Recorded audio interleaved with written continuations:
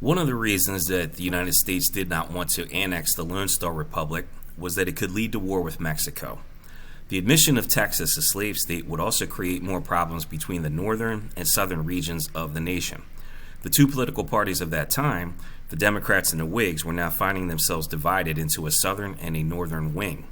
For years, Texas had asked the United States to annex it. By 1844, Texas was running out of patience. So they asked Great Britain if they would be interested in the annexation, and Britain said yes, as long as Texas agreed to follow all of its national laws, including the abolition of slavery. Southern Democrats and Whigs feared that the Texans would agree to this, which would make Texas a hideout for escaped slaves from the southern United States.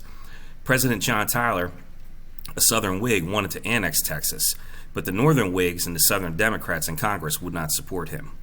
In the election of 1844, a Southern Democrat named James Polk favored annexation, knowing full well that Mexico had promised war if the United States annexed Texas. Polk wanted war. He was an expansionist who not only desired Texas, but also all of northern Mexico, which includes modern-day New Mexico, Arizona, Colorado, and California. Polk was a dark horse candidate who barely won the election. The Democrats also gained control of the Senate during the election. As a result, Northern and Southern Democrats quickly made a deal under President Polk.